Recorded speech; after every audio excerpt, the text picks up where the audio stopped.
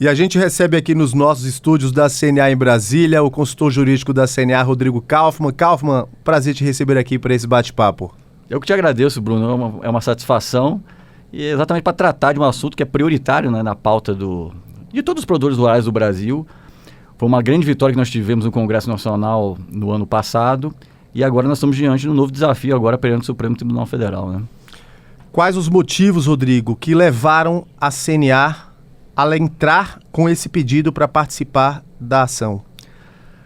Veja, Bruno, a CNA, ela trata, né, com prioridade esse assunto do marco temporal. Na verdade, a questão fundiária e a relação das comunidades não indígenas com as comunidades indígenas há muitos anos, né? Nós acompanhamos, inclusive, o julgamento da Raposa Serra do Sol, quando se estabeleceu essa jurisprudência em 2009. Quando essa jurisprudência se desenvolveu e se consolidou no Supremo Tribunal Federal e também nos demais tribunais do país, especialmente nos TRF, na Justiça Federal, e nos surpreendemos já há alguns anos, nesses últimos 2 ou 3 anos, quando o Supremo Tribunal Federal demonstrou interesse em rever, alguns membros do Supremo Tribunal Federal demonstrou interesse em rever esse posicionamento.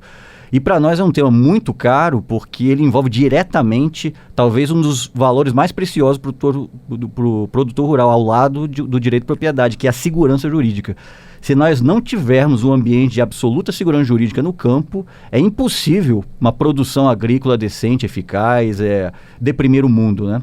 Portanto, quando alguns ministros demonstraram esse interesse de rediscutir a questão, nós sabíamos que os debates no Congresso Nacional em torno da consolidação do anterior entendimento do Supremo estava em desenvolvimento. Então era uma questão de tempo para que essa nova lei pudesse ser aprovada. Então nós articulamos também com a nossa frente parlamentar, com os deputados e senadores que são sensíveis à pauta do produtor rural, para que essa discussão se prolongasse, se adiantasse e fosse finalmente aprovada a lei que plasmasse. Na prática é isso, né? A lei plasma o entendimento que o próprio Supremo Tribunal Federal havia definido lá em 2009. Nós conseguimos a aprovação dessa lei. Infelizmente, os dispositivos que representaram o núcleo essencial dessa lei foi vetado. Nós derrubamos esse veto, o Congresso derrubou esse veto, e aí nós fomos obrigados agora a participar de um processo que discute a legitimidade constitucional dessa lei, né? Então, é uma pauta prioritária da CNA, e nós participamos mais uma vez auxiliando os partidos que apresentaram o pedido ao Supremo Tribunal Federal a defender a soberania do Congresso nessa decisão sobre o marco temporal e sobre a regulamentação do artigo 231 da Constituição, né?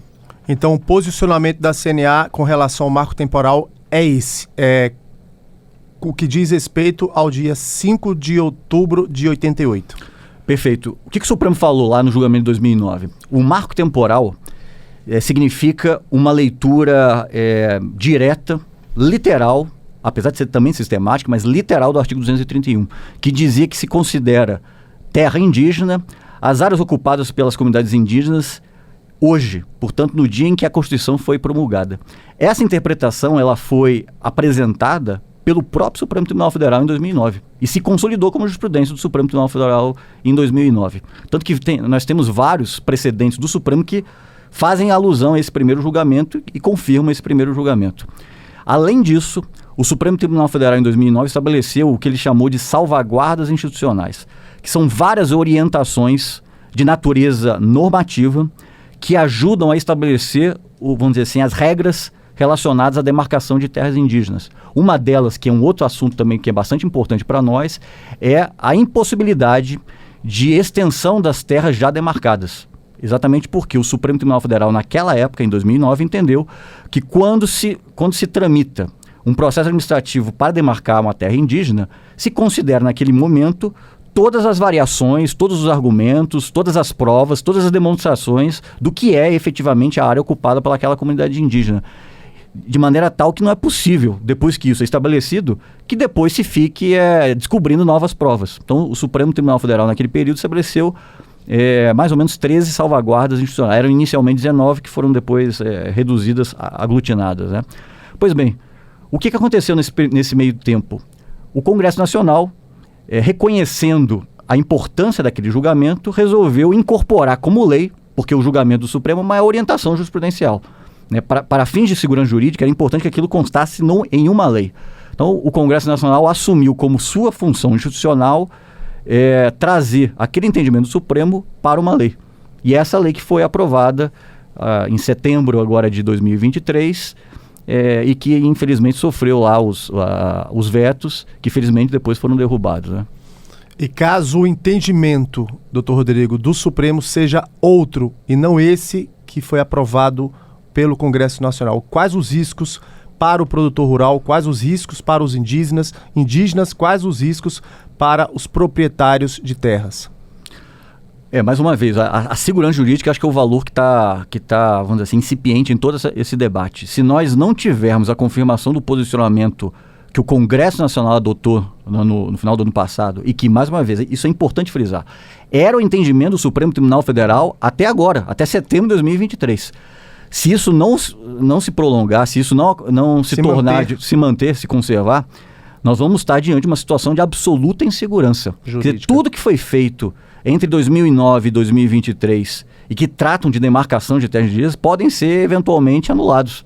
Então é uma ameaça direta, não é indireta, não é uma interpretação potencial que pode trazer dano, não, é diretamente um perigo, porque todas as demarcações de terras indígenas que foram feitas durante esse período podem ser revistas para pior, no caso do produtor rural, sem falar que há uma dimensão que eu acho que é pouco explorada, analisada que eu tenho visto, que é o fato de que a lei que foi aprovada no Congresso Nacional, ela é uma lei amplamente favorável também às premissas e aos direitos dos indígenas.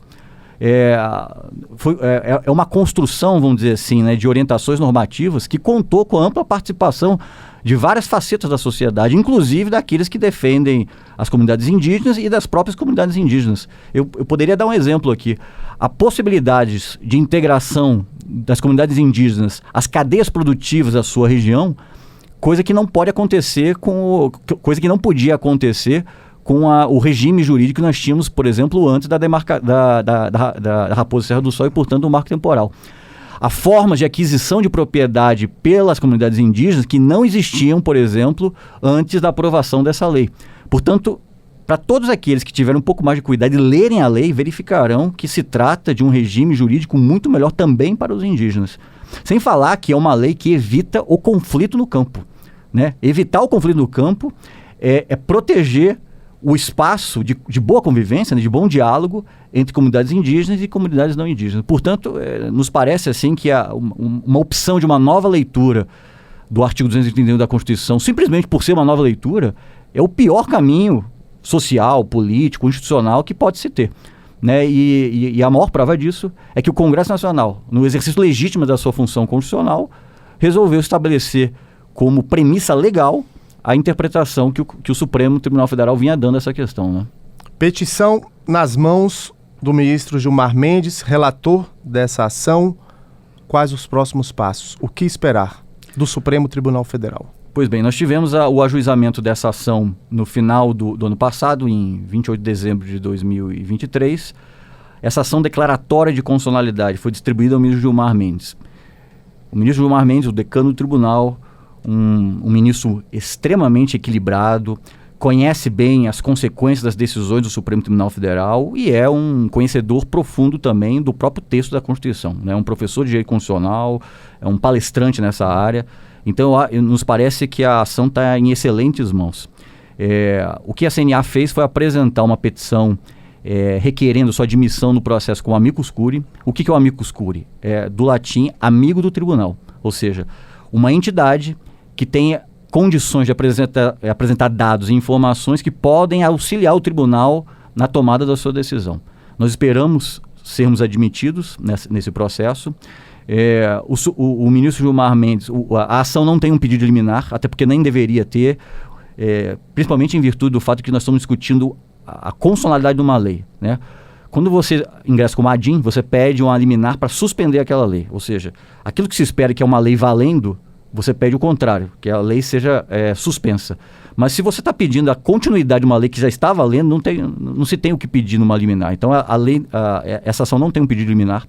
Então agora o ministro Gilmar Mendes vai pedir informações à autoridade legislativa, vai pedir a manifestação da AGU, vai pedir a manifestação da Procuradoria-Geral da República, e aí se ingressa naquela última fase do processo em que se estuda a questão, se prepara o voto e se submete o processo à pauta do plenário. Então esse é o caminhar regular de um processo dessa natureza. Tema ainda para esse primeiro semestre?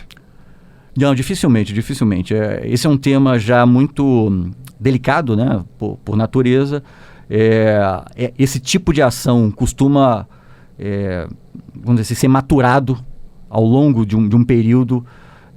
Nós imaginamos que talvez no final desse semestre nós já tenhamos talvez alguma dessas manifestações, né, especialmente do Congresso, talvez mesmo da AGU, mas não nos parece que seja assim razoável supor que já nesse semestre a gente tenha uma definição. Mas me parece que é uma ação que vai a cada passo, né, a cada fase dela, eu acho que a gente vai ser submetido a uma nova análise de cenários, a novas dimensões de análise dessa questão. Portanto, mesmo que a gente projete essa ação mais para o futuro, eu acho que ela vai produzir frutos ainda nesse semestre, no próximo semestre, ao longo de todo esse caminho, né? Otimista para esse pedido da CNA? Eu estou otimista para o reconhecimento da admissão da CNA como amicus curiae. A CNA é a entidade maior de representação dos produtores rurais. É um assunto diretamente ligado aos interesses econômicos, sociais e pessoais, né, dos produtores rurais do Brasil. A CNA é a entidade por excelência na defesa do direito de propriedade, dos espaços de atividade econômica do produtor rural e também na defesa da segurança jurídica. Então me parece que o nosso pedido deva ser admitido. E em relação vamos dizer assim, ao pedido demérito, né, final da ação que está sendo proposta, nós também temos otimismo, porque nós sabemos que o Supremo Tribunal Federal, embora seja o órgão de cúpula do judiciário, embora também acumule uma dimensão política, é um tribunal bastante sensível, né, nessas questões relacionadas à boa relação que deve se dar entre poderes. E aqui o pedido final dessa ação é basicamente o reconhecimento, né, da autoridade do Congresso Nacional para estabelecer a normativa necessária para regular o marco temporal, a forma de realizar as demarcações de terras indígenas. E aqui acho que tem mais vamos dizer assim, algo que se soma a tudo isso, que é o fato de que o Congresso não fez nada mais, não criou nada além do que simplesmente reconhecer o que o próprio Supremo Tribunal Federal já falava até agora, bem recentemente, até setembro de 2023, né? É isso, vamos aguardar aí então o posicionamento do STF, né, doutor Rodrigo, para que de fato o produtor rural, né, não saia prejudicado e de fato seja instalado aí a segurança jurídica, né? Perfeito. Nós vamos estar acompanhando de perto, mais uma vez, esse é um assunto prioritário, não só da CNA, mas de toda a estrutura de representação dos produtores rurais. Estamos continuamente em diálogo, em contatos, né, por meio de audiências, de entrega de memoriais ou de petições com os ministros do Supremo Tribunal Federal, e a gente espera ter bom êxito nessa questão. Dr. Rodrigo Kaufmann, consultor jurídico da CNA, mais uma vez, muito obrigado aqui pela sua participação conosco. Eu que te agradeço, Bruno, estou à disposição e vamos em frente, que de fato é um tema muito importante.